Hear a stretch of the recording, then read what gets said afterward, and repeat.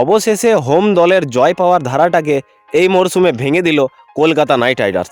এদিন ম্যাচের আগে পর্যন্ত মোট 9টি ম্যাচ খেলা হয়েছিল, সবগুলিতেই জিতেছিল হোম দল। আর সেই ধারাটাকে রুখতে বাইরে থেকে এসে 10 নম্বর ম্যাচে জয় ছিনিয়ে নিল বেঙ্গালুরু চেন্নাই সমিতি। আরসিবিকে 7 উইকেটে হারালো কলকাতা নাইট রাইডার্স। কেকেআর এর বিরুদ্ধে চেন্নাই সমিতি বিরাট কোহলিদের রেকর্ড বরাবরই খারাপ। ঘরের মাঠে কোহলিরা এই নিয়ে 12 বার মুখোমুখি হলো কলকাতা নাইট রাইডার্সের সাথে, যার মধ্যে শাহরুখ খানের টিমের জয়ের সংখ্যাটা 8টা। 2015 সালের পর থেকে চেন্নাই সমিতি রয়্যাল চ্যালেঞ্জার্স বেঙ্গালুরুর কাছে কখনো হারেনি কলকাতা নাইট রাইডার্স, আর সেই রেকর্ডই ধরে রাখলো নাইটরা। টসে জিতে আরসিবিকে ব্যাট করতে পাঠিয়েছিলেন শ্রেয়াস আইয়ার। বিরাট কোহলি, যাকে আমরা চেস মাস্টার হিসাবে জানি, সেই চেস মাস্টারকে সুযোগ দিতে একেবারেই নারাজ কলকাতা নাইট রাইডার্স, আর সেই জন্য টসে জিতেই ব্যাট করতে পাঠায় প্রথমে আরসিবিকে। কিন্তু হয় তার উল্টো, প্রথমে ব্যাট করতে নেমে 59 বলে 83 রানের অপরাজিত ইনিংস খেলেন বিরাট কোহলি। বিরাট কোহলি রানকে ব্যর্থ করে কলকাতা 7 উইকেটে জয় ছিনিয়ে নেয় আরসিবির কাছ থেকে। ছক্কা মেরে খেল খতম করেন শ্রেয়াস আইয়ার। 19 বল বাকি থাকতে 7 উইকেটে জয় ছিনিয়ে নিল কলকাতা নাইট রাইডার্স। বেঙ্গালুরুতে ঘরের মাঠে দাপটের সাথে তাদেরকে হারানো মোটেও মামুলি ব্যাপার ছিল না।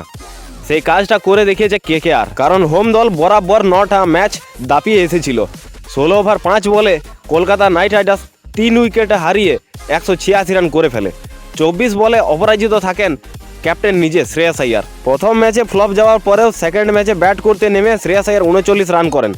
সেখানে তার 2টো ছক্কা এবং 2টো 4 তার ইনিংসে রয়েছে। 5 বলে 5 করে থাকেন অপরাজিত রিঙ্কু সিং।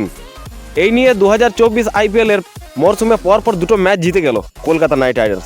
সবাই ভেবেছিল 2 আইয়ার মিলে হয়তো খেলাটাকে শেষ করে দেবে, কিন্তু সেটা আর সম্ভব হলো না। 30 বলে 50 করে আউট হয়ে গেল ভেঙ্কটেশ।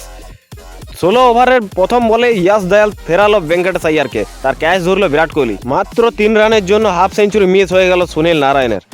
22 বলে 47 রান করে প্যাভিলিয়নে ফিরে গেল সুনীল নারায়ণ। তার ইনিংসে রয়েছে 5টা 6, 2টো 4। মায়াঙ্ক ডাগরের বল সোজা এসে বোল্ড হয়ে যান নারায়ণ। সুনীল নারায়ণ, যাকে নিয়ে প্রথম ম্যাচে অনেক জল্পনা কল্পনা চলেছিল। প্রথম ম্যাচে ফ্লপ যাওয়ার পরে গৌতম গম্ভীরের কাছে কোশ্চেন উঠেছিল সুনীল নারায়ণকে নামানো কি ওপেনিংয়ে সত্যি দরকার, কিন্তু গৌতম গম্ভীর সবাইকে ভুল প্রমাণ করে সুনীল নারায়ণকে আবার খেলালেন। আর নারায়ণের কাছ থেকে আমরা যেটা আশা করি, কলকাতা দর্শক যেটা আশা করে, সেটা নারায়ণ করে দেখালো। ম্যাচ তো কলকাতা নারায়ণের ব্যাটের সাথেই জিতে গিয়েছিল। পাওয়ার প্লেতে নারায়ণ ম্যাচ খতম করে দিয়েছিল। পাওয়ার প্লেতে কলকাতা করে ফেললো সবথেকে বড় রান। 6 ওভারের মধ্যে 85 রান করে ফেললো পাওয়ার প্লের মধ্যেই। এবং মিডিল অর্ডার, যাকে প্রথম ম্যাচের পর মিডিল অর্ডারকে যে ট্রোল করা হয়েছিল, সেই ট্রোলের জবাব দিল এবারে সেকেন্ড ম্যাচে মিডিল অর্ডার কলকাতার। মিডিল অর্ডারের প্রত্যেকজন ব্যাটসম্যান দুর্দান্ত ইনিংস খেলে দিল। তার সাথেই ছিল ওপেনিং সুনীল নারায়ণ এবং ফিলিপ সল্ট, যাকে জেসন রয়ের পরিবর্তে আনা হয়েছিল, সেই ফিলিপ সল্ট পরপর 2 ম্যাচে কামাল করে দেখালো। হয়তো জেসন রয়, যাকে আমরা ভালো ব্যাটসম্যান হিসাবে জানি, সে থাকলেও হয়তো এত ভালো উপহার দিতে পারতো না, যেটা ফিলিপ সল্ট পরপর 2 ম্যাচে করে দেখিয়েছে।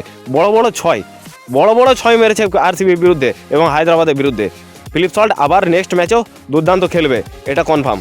কিন্তু তার সাথে সেটা মিডিল অর্ডার। আর রাসেল নারিনের উপর লোয়ার অর্ডারে ভরসা রাখতে হলো না কলকাতা নাইট রাইডার্সকে। মিডিল অর্ডারে এখন চলছে শ্রেয়াস আইয়ার, ভেঙ্কটেশ যখন মারছিল, যে শ্রেয়াস আইয়ারকে আমরা মারকুটে ব্যাটসম্যান হিসাবে জানি, সে ক্যাপ্টেন হিসাবে দুর্দান্ত কাজ করে দেখালো। নিজের ব্যাট থেকে মোটেও রিস্কি শট একটাও খেলেনি। ক্যাপ্টেনকে কিভাবে ব্যাট করা দরকার, কিভাবে সহযোগিতা করা দরকার, সেটা শ্রেয়াস আইয়ার দেখিয়ে দিল। আর রাসেল আর রিঙ্কুর উপর ভরসা রাখতে হলো না। তো এই গেল ওভারঅল ম্যাচের কথা। আর সবদিকে বড় ব্যাপার হলো সেটা কলকাতার ফিল্ডিং, যেটা পরপর 2টো ম্যাচে 2বারই নিরাশ করলো। আবার সেই লাগাতার ক্যাচ মিস দেখাই গেল, যেটা প্রথম ম্যাচে দেখা গেছিলো ক্যাচ মিস, সেটা পরের ম্যাচেও বিরাট কোহলির ক্যাচ মিস, ম্যাক্স ওয়েলের ক্যাচ মিস, এগুলো ক্যাচ মিসগুলো অনেক শুধরাতে হবে কলকাতাকে। ফিল্ডিং যদি ভালো না হয় ম্যাচ হয়তো জেতা যায়, কিন্তু টুর্নামেন্ট ভালো জেতা যায় না।